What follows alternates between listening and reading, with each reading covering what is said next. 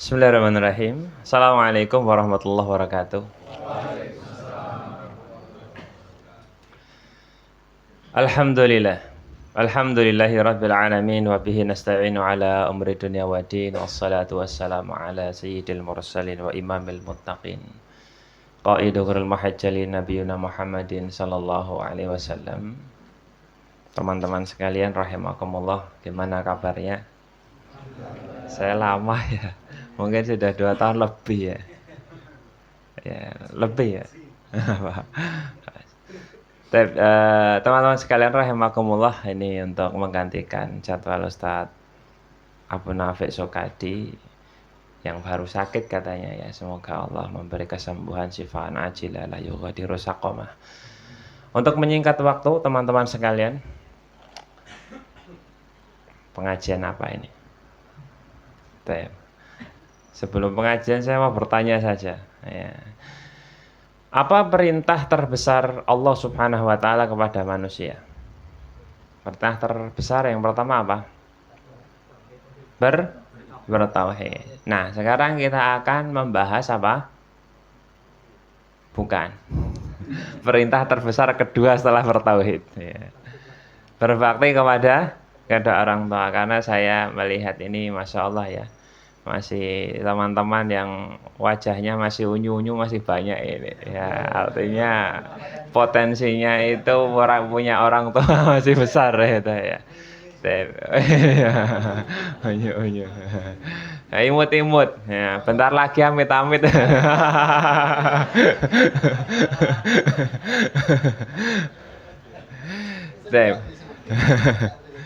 Teman-teman sekalian, apa perintah terbesar setelah bertauhid? Tadi apa? Berbakti kepada kedua orang. Dari mana kita tahu itu? Ya, tentunya dari firman Allah Subhanahu wa taala. Wa qada rabbuka alla ta'budu illa iyyah wa bil walidaini ihsana. Dan Tuhanmu, Rabbmu telah menetapkan kepada kalian semua, jangan kalian beribadah kecuali hanya kepadanya. Setelah itu, wabil walidaini ihsana. Kemudian kepada kedua orang tua hendaknya kalian berbakti. Ya. Dalam ayat yang lain misalkan, wa'budullaha wa la tusyriku bihi syai'a wabil walidaini ihsana. Sembahlah Allah. Janganlah kalian menyekutukan Allah dengan apapun. Kemudian kepada kedua orang tua hendaknya kalian berbakti. Ternyata perintah Allah kepada manusia untuk bertauhid dan menyembah kepadanya itu selalu digandengkan dengan apa tadi? Berbakti. Jadi sehingga ukuran kebaikan seorang muslim itu sejauh mana dia berbakti kepada kedua orang tuanya gitu. Jadi tidak ada faedahnya seandainya kita rajin sholat ke masjid, mungkin kita berpuasa di bulan Ramadan, kemudian membaca Al-Quran itu rutin, ikut taklim ya, tapi sama bapaknya jotaan misalnya, sama ibunya neng-nengan, nggak ada faedahnya itu, belas nggak ada faedahnya. Makanya sahabat yang mulia Abdullah bin Abbas radhiyallahu ta'ala anhu itu pernah mengatakan, ada 3 amalan yang kalau kau kerjakan tidak akan diterima oleh Allah sampai kamu mengerjakan 3 amalan berikutnya. Ada 3 amalan yang kalau kamu kerjakan tidak akan diterima oleh Allah sampai apa? Kamu melakukan 3 amalan berikutnya. Yang pertama kata beliau itu sholat. Sholatmu tidak akan diterima oleh Allah sampai engkau mengeluarkan zakat.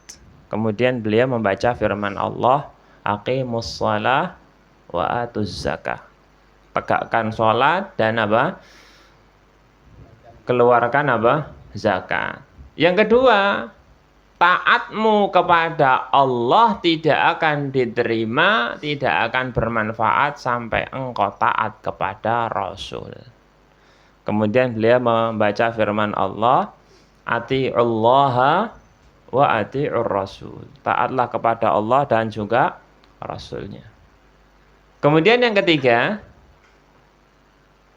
syukurmu kepada Allah Subhanahu wa ta'ala tidak akan diterima, tidak akan bermanfaat sampai engkau berterima kasih kepada kedua orang tuamu. Kemudian beliau juga membacakan firman Allah di dalam surat Luqman, anishkurli wali walidaik. Hendaknya kalian bersyukur kepadaku, kemudian berterima kasih kepada kedua orang tuamu. Jadi teman-teman sekalian rahimakumullah, ikhwan, bahwa berbakti pada orang tua ini bukan ibadah biasa. Dia bukan hanya sekedar perintah Allah kepada manusia biasa, tetapi lebih dari itu. Menunjukkan standar kualitas kebaikan kita di hadapan Allah sejauh mana kita berbakti pada kedua orang tua. Dan Islam itu ajarannya ini. Mau orang tuamu tidak beriman kepada Allah, kafir sekalian. Mau orang tua omongannya nyelekit, mau orang tua sikapnya atos, lebih-lebih orang tua yang perhatian pada kita, maka kewajiban kita membahagiakannya dengan lisan kita, dengan perbuatan tangan kita, dengan sikap kita. Sudah pasti ketika Allah Subhanahu wa ta'ala perintahkan dengan sebuah perintah yang besar, pasti juga memiliki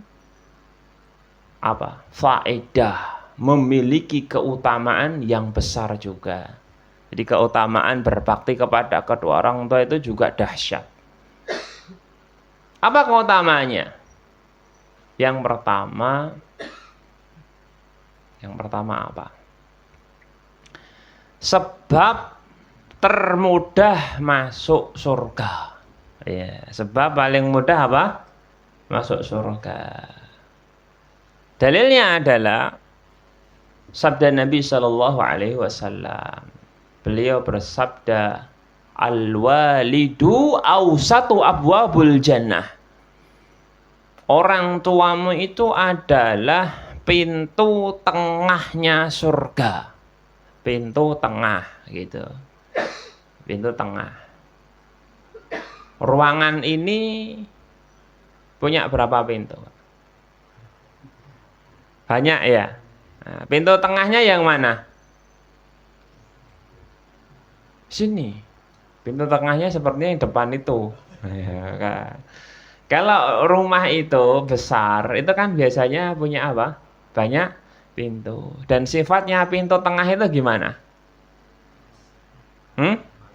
Paling depan, paling besar, otomatis paling mudah untuk dimasuki. Kalau sini kan tidak melipir gang sini, melebu sini, ngelompat pagar kan gitu ya. Kalau dari sana itu mak bludus begitu loh. Maksudnya demikian juga. Surga itu punya 8 pintu. Kata Nabi, walil jannati thamaniyatu abwab. Surga itu memiliki 8 pintu. Dan pintu orang tua itu paling tengah, yang paling mudah dimasuki gitu. Jadi kita nggak usah pergi kemana-mana, di rumah ada orang tua itu ada surga kita itu, ada pintu surga kita itu. Itu ya. Oleh karenanya jamaah rahimakumullah teman-teman, kisah itu banyak sekali, kisah-kisah bertebaran yang menjelaskan tentang mudahnya masuk surga melewati berbakti pada orang tua. Ada seorang pemuda yang para ulama berselisih ya. Ada yang mengatakan dia seorang sahabat, ada yang mengatakan dia seorang tabi'in. Kisahnya berbakti pada ibunya itu sudah didengar semua telinga orang-orang beriman. Siapa ini? Siapa? Uwais Al-Qarni. Ada yang mengatakan sahabat, ada yang mengatakan bukan. Loh kok bisa? Ya karena dia hidup di zaman siapa? Nabi.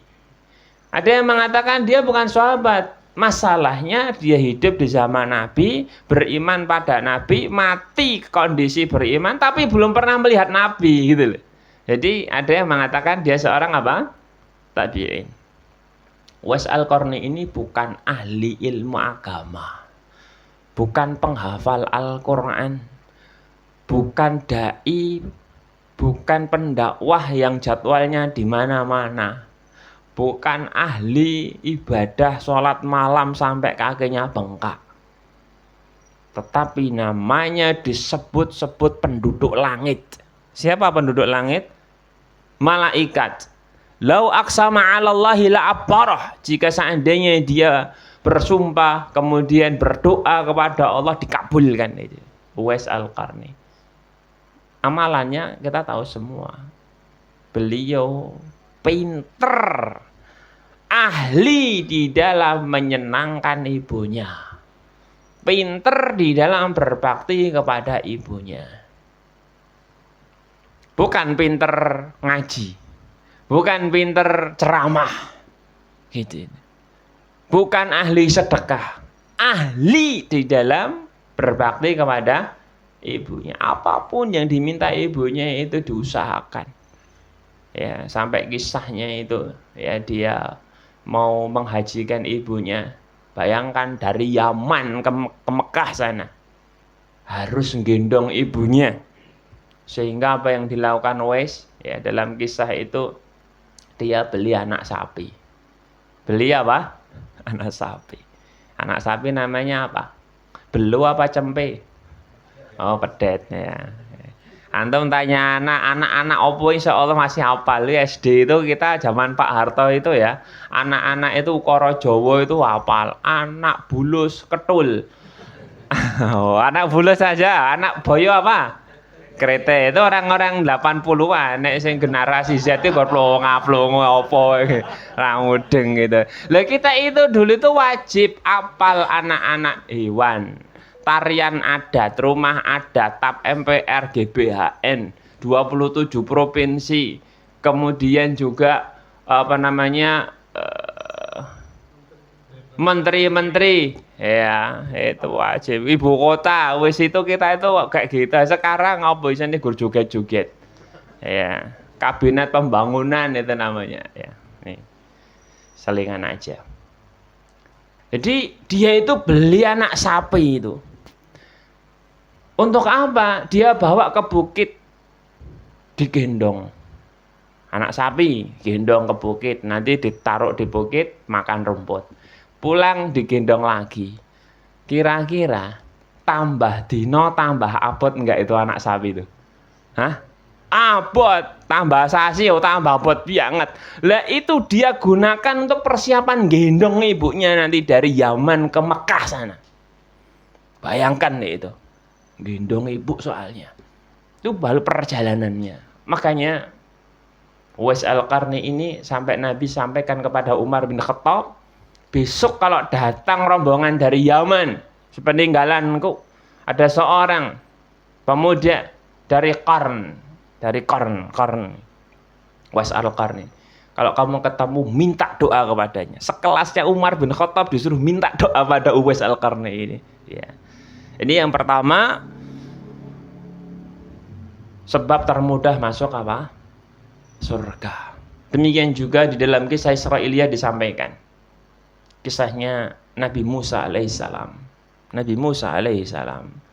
Beliau itu pernah berdoa kepada Allah. Allahumma arini rafiqi fil jannah. Ya Allah, tolong tunjukkan kepadaku siapa teman dudukku di surga. Jadi kalau teman duduknya Nabi Musa ini kan orang paling top di zamannya tak? Ya. Teman duduknya Pak Prabowo siapa? Teddy. Wah, bukan ya.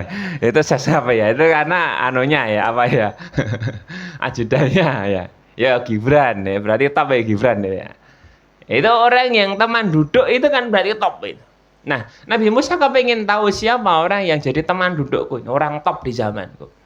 Maka Allah Subhanahu wa taala perintahkan kepada Musa agar pergi ke sebuah tempat. Kemudian Allah sampaikan, di tempat itulah teman dudukmu nanti di surga. Akhirnya berangkatlah Musa alaihissalam ke tempat itu. Ternyata ada rumah. Rumah yang sangat sederhana yang dihuni 2 orang saja. Yang satu pemuda, satunya tua renta. Ini anak dan ibu. Nabi Musa hanya ingin memperhatikan amalan apa tuh yang menjadikan orang ini bisa menjadi teman dudukku di surga. Kemudian ternyata amalannya biasa aja. Wancine angon wedhus ya angon wedhus gitu. Tapi dia sebagian kambingnya itu disembelih kalau pagi. Disembelih, kemudian setelah disembelih diambil daging yang paling bagus. Sampelnya. Ya, sebagian sampelnya yang paling bagus diambil, dia sisihkan. Sisanya dia jual ke pasar. Setelah dia jualan daging dari pasar, dia balik ke rumah. Kemudian mulai menyalakan tungku untuk merebus daging yang sudah dia sendirikan yang terbaik tadi. Kemudian dia merebus lagi tungku yang lainnya, bikin adonan bubur gandum. Sehingga dagingnya matang, buburnya matang, terus dicampur jadi satu, dikasih bumbu.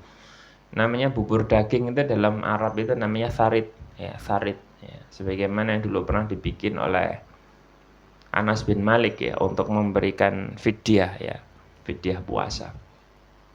Kemudian setelah jadi matang itu tharid itu bubur daging itu dia tuangkan di piring, kemudian didinginkan. Setelah saya dingin, dia suapkan ke ibunya, disuapkan ke ibunya. Dilihat sama Nabi Musa alaihissalam, ibunya ini melihat kepada anaknya penuh dengan pandangan ridho. Senang, bahagia punya anak ini pinter, gemati kepada orang tua, sabar gitu. Setelah selesai makan, ternyata kuncinya di sini kuncinya. Baru dia makan, kemudian ibunya berdoa kepada Allah. Apa doanya? Allahumma ja'al ibni rafiqa Musa fil jannah. Ya Allah, jadikanlah anakku ini teman duduknya Nabi Musa di surga. Jadikanlah anakku ini teman duduknya Nabi Musa di surga. Doa orang tua itu mustajab. Ya, maka jika seandainya kita pernah doakan buruk sama orang tua, wah, nakal ra umum dadi gento kowe. Wah, akhirnya gento tenan itu. Ra pinter-pinter, ya. Nah, akhirnya minta doa pada orang tua yang baik. Atau kita jadi orang tua mendoakan anak yang baik juga.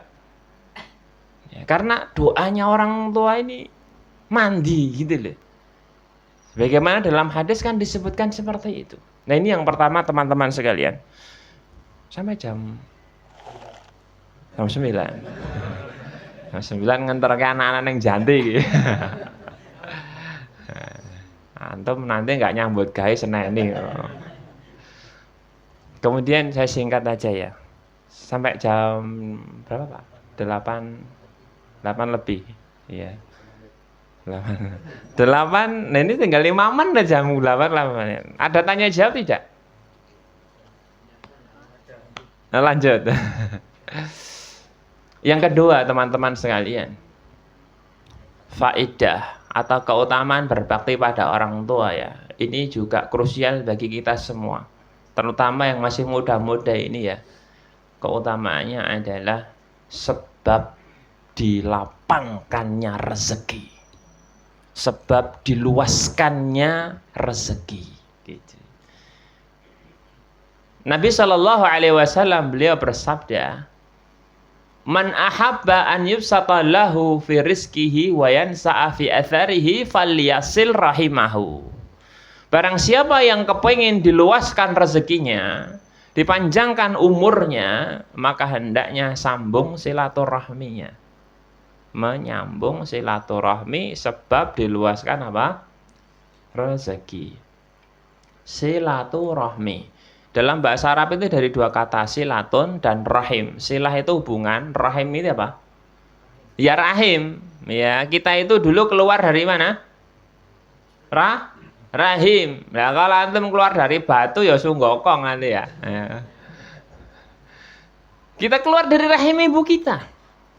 Maka kalau mau menyambung hubungan yang paling utama, ya dengan ibu kita itu.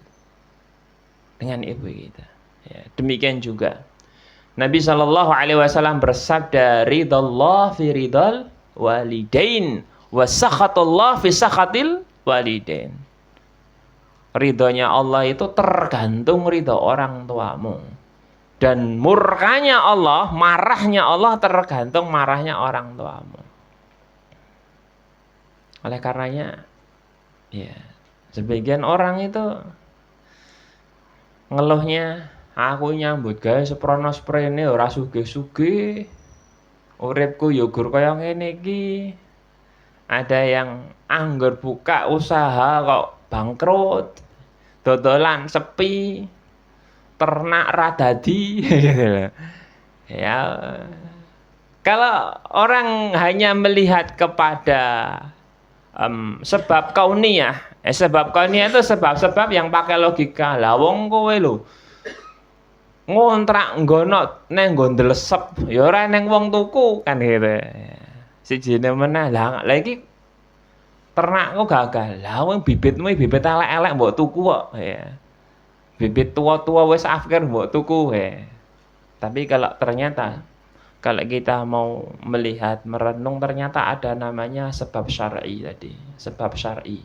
Sebab secara syar'i. Ternyata bukan masalah itu. Allah sempitkan rezekinya, Allah gagalkan usahanya itu karena dia itu durhaka sama orang tua. Enggak perhatian. Enggak perhatian. Hitungan. Pelit. Enggak peduli. Gitu. Orang tuanya sakit suruh ngantar ke puskesmas. Gitu. Durung apa-apa wis. Apa itu? Ini kan ungkapan kejengkelan itu. Padahal Allah berfirman fala taqul lahuma uff. Jangan kau katakan kepada kedua orang tuamu itu uff hus. Sekarang pertanyaannya, hus sama masih rendah mana? Masih rendah yang mana? Bobotnya itulah. Kan gitu kan, itu kejengkelan paling rendah. Lah kalau dalam bahasa Arab itu uff itu adalah ungkapan kejengkelan paling rendah gitu. Tapi tidak pakai gitu nek gitu ditulis dalam bahasa Arab ya coba. Jim kof kaf kayak gitu. Kalau uff itu kan hanya hamzah sama fa, uffin. Uff gitu, orang Arab namanya uff gitu. Kalau kita terus kita berharap Allah lapangkan rezeki kita. Ya, sama orang tua aja perhitungan. Lah nyileh montore delok ele. Ki bandine bar tak kebaki lho, Pak. Lho Bayangkan orang tua kita itu lho, bapak kita itu. Dulu banting tulang untuk kehidupan kita. Dia rela kerja dari pagi sampai sore. Untuk belikan susu kita. Untuk biayai sekolah kita. Untuk membelikan beras agar dimasak ibu kita. Bapak kita itu pengorbanannya luar biasa. Ini maaf ya. Teman-teman yang belum jadi bapak nggak mungkin ngerti itu. Nggak mungkin mudeng pengorbanan seorang apa? Kerja selama sepekan. Nompo gaji gur-gur meresak ke anaknya. Saya pernah itu. Terus apakah kita akan mengeluh? Anak gue sial. Nyambut gawe seminggu gur-gur nebus obat. Ndang mati wae kowe lele. Gak akan ada. Orang tua itu rela mengorbankan nyawanya agar anak tetap hidup. Tapi sebagian anak berharap orang tuanya ndang segera mati biar dia dapat warisan dan tetap hidup. Bayangkan. Itu perbandingannya jauh banget itu. Terus kalau kita seperti itu pengen rezeki kita diluaskan oleh Allah, ndak bakal itu. Ya minimal teman-teman ya. Kita masih punya orang tua, masih punya ayah, punya ibu. Itu ladang surga kita itu.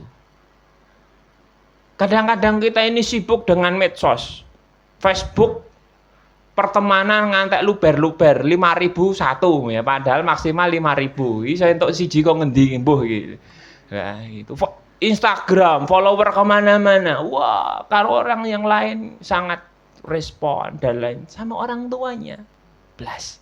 Itu teman kita di Facebook, teman kita di IG, teman kita di medsos, nggak ada manfaatnya itu. Blas itu. Itu orang tua kita itu yang bermanfaat itu. Barang siapa yang memuliakan orang tuanya, maka kaumnya akan memuliakan dirinya. Gitu. Ya, apa yang bisa kita beri. Meskipun mungkin sebagian kita gajinya nggak besar, paling bisa bantu belikan bantu listrik orang tuh. Paling tiap pekan bawakan martabak, belikan martabak senangannya ibu. Berapa? Cuma 20.000, 25.000. Menjadikan Allah ridho, menjadikan orang tua senang dengan kita. Ketika orang tua senang, maka Allah pun senang dengan kita. Kalau Allah sudah senang, kita akan dibukakan apa? Rezeki yang luas. Maka antum bisa lihat ya, orang-orang yang antum anggap mapan, sukses, berhasil, kaya raya, itu lihat bagaimana perlakuan mereka dengan ibunya, perlakuan mereka dengan anaknya, perlakuan dengan bapaknya, gitu. Itu pasti berbakti itu. Sudah pasti itu, nggak mungkin tidak itu. Ya, nggak mungkin tidak. Pernah ada pengusaha besi baja di Jakarta. Pengusaha baja di Jakarta itu omsetnya sehari itu belasan M.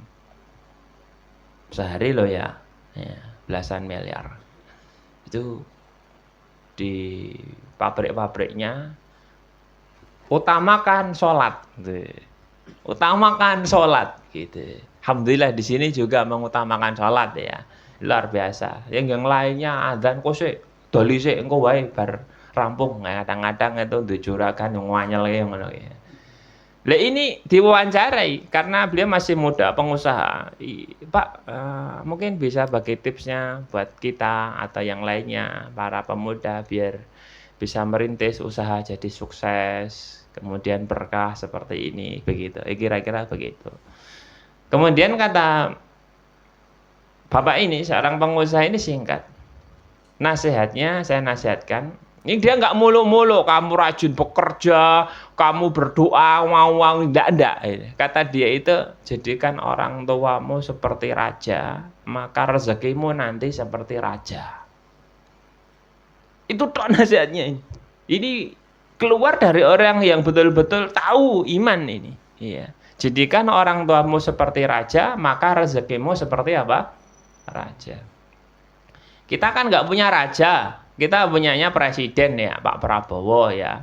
Semoga Allah menjaganya. Ini Pak Prabowo bilang gini, ini jam 8 lebih 2, sama ajudannya. Ted. Ya ajudan, aku nanti kadang-kadang dia ngomongnya aku gue gitu kalau saya lihatnya. Aku nanti kan nanti makan siang aku kepengen ayam taliwang dari Lombok gitu. Kira-kira nanti siang makannya apa itu? Hah? Dia ngomong kepengen ayam taliwang dari Lombok. Kira-kira nanti siang makannya keluar apa? Pecel lele niku nek sampean. Iya. Kuwi wis apik kuwi. Biasane ya gondok dadar dadi loro kok.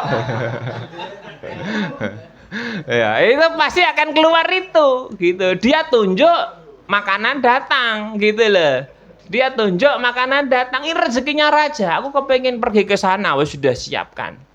Sudah siapkan. Itu rezekinya raja. Gitu.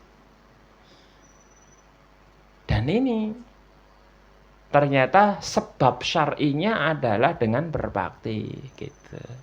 Jadi sebab itu kan ada dua teman-teman ya. Sebab rezeki itu ada yang namanya sebab kauniyah, ada sebab syariah. Sebab kauniyah itu yang bisa masuk logika. Ya kamu harus kerja keras, gitu. Kamu kalau mau buka usaha ya lihat pangsa pasar, gitu. Kemudian juga memanage keuangan. Kemudian kamu lihat lokasi untuk jualan. Ini namanya sebab kauniyah. Tapi ada yang lebih top lagi namanya sebab apa? Syariah gitu. Sebagaimana Allah berfirman, Wa may yattaqillaha yaj'al lahu makhraja wa yarzuqhu min haitsu la yahtasib. Barang siapa yang bertakwa kepada Allah, maka Allah akan berikan kepadanya jalan keluar dari masalah yang sedang dia hadapi. Ada yang di sini tidak punya masalah? Wah, nggak ada ya. Pasti punya masalah. Ya, hidup itu pasti diliputi dengan apa?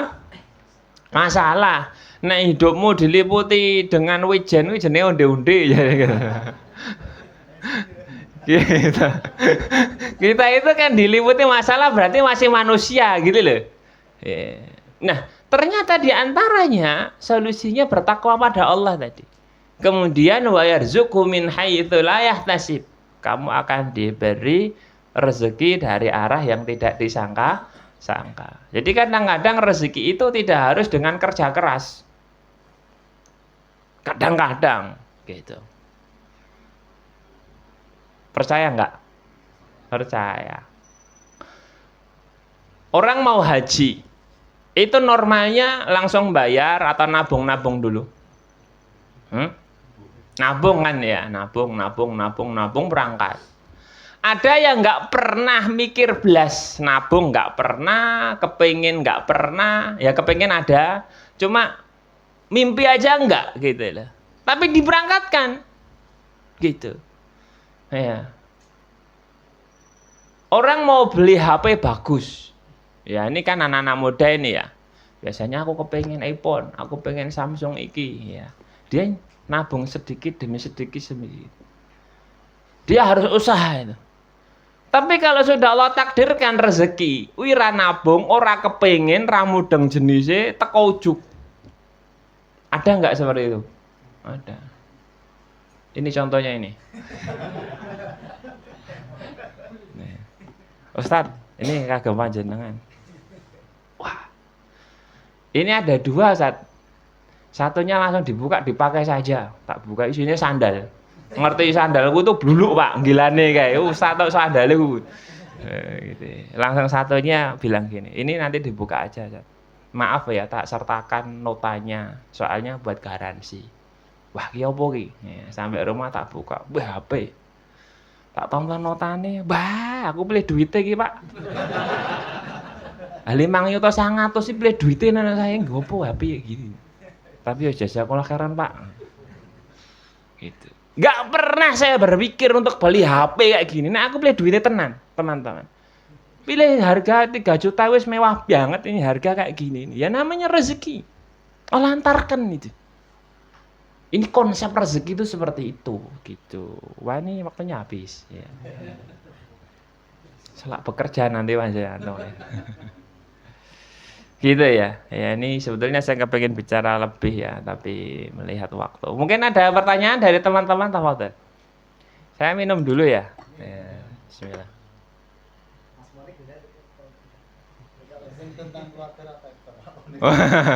Silakan mau bertanya kaitannya dengan tema materi atau yang lainnya. Biasanya kan banyak problem itu antara orang tua sama istri. Iya. Bagi suami itu yang paling bagusnya itu gimana? Iya, ini problem banyak banget ini. Kadang si malakama gitu lah. Si malakama itu apa? Iki salah, iki ya salah. Nah aku mbela wong tuaku, bojoku mesti genah ngono kuwi. Nah aku mbeco bojoku mengko aku dosa kan ya. Nah, syariat ini datang memberikan solusi. Allah Subhanahu wa taala sudah perintahkan bahwa orang tua itu adalah skala prioritas bagi anak laki-laki. Dan itu ditekankan dengan sabda Nabi Shallallahu alaihi wasallam. Kewajiban bagi seorang anak laki-laki adalah berbakti kepada orang tuanya. Pernah suatu ketika Umar bin Khattab itu ke rumahnya anaknya Abdullah bin Umar no, ya kan? Abdullah bin Umar langsung melihat mantunya, tolik pegaten nih anakmu gitu. Bayang deh. Orang tua kita datang ke rumah ngeti-ngeti ngomong ki pegaten. Wah, pikir-pikir lho iki. bojoku ki bapake napa mboten ngertos iki golek bojo sing ayu kok ngene iki angel mecicil goleke kok gitu ibaratnya. Pinter gemati. Akhirnya dia pikir-pikir. Tapi terus habis itu datang kepada Nabi, "Wahai Rasulullah, ayahku ini diabadikan ini kisahnya athar ini di dalam Adabul Mufrad ya, dalam kitab Adabul Mufrad karya Imam Bukhari itu. Kemudian ayahku ini nyuruh aku untuk menceraikan istriku gitu. Loh ini saya ini sangat cinta sama dia. Apa kata Nabi? Tolik ha. Ya wis pegatan wae itu perintah bapak mau pegatin bayangkan itu. Aduh, ngapa enggak ngeri? Ya nek awake dhewe, wah yo enggak no. Nah, masane gampang golek sing kok ngene iki ngene. Yang kedua juga Ismail alaihissalam. Ketika datang kepadanya seorang tamu, ternyata Ismail enggak di rumah. Istrinya ini mengeluhkan, wah suami saya kerjanya hanya seperti ini, keluarga kami kurang makan, kondisinya memprihatinkan. Oh gitu ya di rumah kita sama Nabi Ibrahim. Ya sudah, saya nanti pesan aja pada suamimu kalau datang. Nanti kalau datang suruh ganti dempel pintu ini ya, pintu rumahnya suruh ganti. Gitu. Oh ya gitu aja, ya. Gitu. Pergi. Terus datanglah Nabi Ismail alaihissalam, dikatakan tadi ada orang tua ke sini rambutnya putih, jenggoten. Kenapa? Ya ngobrol nanya kondisi keluarga yo. Terus setelah itu ya berpesan untuk mengganti dempel pintu ini. Oh gitu, itu tadi bapakku minta agar aku menceraikanmu. Ceraikan. Ini orang soleh, kamu salah sampai seperti itu. Maka skala prioritas kita harus seperti itu. Ini jujur ya teman-teman ya. Wah ini di lift toh Pak. Ya. Istri saya itu kadang-kadang itu sampai segitunya gitu loh. Nah abah sama ibunya gitu loh. Ya kadang istri kurang terima. Artinya kurang sebetulnya pembelaannya lebih besar gitu loh. Ya emang harus seperti itu. Saya katakan kamu kan punya anak laki-laki. Itu besok juga harus seperti itu. Dia akan membelamu lebih daripada keluarganya. Dirimu lebih berharga dibanding keluarganya. Gitu. Ibu itu lebih berharga daripada keluarga kita. Gitu. Seolah-olah seperti itu, ya. Kecuali kalau ibunya memusuhi Islam, ya. Sebagaimana dalam riwayat, ya. Siapa itu sahabat siapa itu yang masuk Islam itu? Lupa saya ya. Kemudian ibunya padahal dia seorang yang sangat berbakti pada orang tuanya itu. Kemudian ibunya mau memboikot, "Nak, kamu kalau tidak mau kembali ke agama nenek moyangmu, aku akan mogok makan sampai aku mati sehingga orang-orang akan menuduhmu kamu telah membunuh ibunya." Ya akhirnya ini anak yang dulu berbakti, sayangnya luar biasa sama ibunya. Kemudian sama anaknya didiamkan. Akhirnya satu hari berlalu. Datang utusan kepadanya, "Ibumu betul-betul tidak makan, sekarang dia sudah lemes." Hari berikutnya, "Ibumu sampai sekarang belum makan, dia hampir mati." Ya, terus katanya anaknya, katakan bahwa aku tidak akan berpindah dari agama ini. Seandainya ibuku punya 100 nyawa, kemudian nyawa itu keluar di hadapanku satu persatu, tetap aku tidak akan meninggalkan Islam. Sampaikan. Gimana? Katanya kalau seandainya ibu punya 100 nyawa, kemudian keluar satu persatu, dia tidak akan keluar dari Islam. Wah, ki anakku berarti sangat tenan iki. Akhirnya rasido mogok mangan, Pak. Ini urusannya agama masalahnya. Gitu. Jadi tadi kalau kita bicara skala prioritas, kita bisa bijak, tetap prioritas itu orang tua dulu. Kemudian bagaimana caranya biar kita tidak menyakiti keluarga, terutama istri gitu ya. Dan kisah yang sangat populer tentang 3 orang yang terjebak di dalam gua itu, masih ingat ya? 3 orang yang terjebak di dalam gua. Setiap orang bertawasul dengan apa? Amalan masing-masing. Di antaranya adalah, "Ya Allah, jika seandainya amalan yang pernah aku lakukan, yaitu dia itu senantiasa apa? Mengutamakan orang tuanya, setiap hari dia memerah susu, tidak diberikan kepada anaknya padahal merengek-rengek sudah kehausan, tetapi nunggu ibunya sampai apa? Terbangun baru diberikan pada anaknya. Jika itu amal yang soleh yang kau terima, maka bukakan batu ini, dan itu batunya buka. Begitu ya. Ya, jadi prioritas tetap orang tua. Tanpa apa tadi? Menyakiti hati siapa? Keluarga. Ada lain, teman-teman? Oh, sudah selesai waktunya.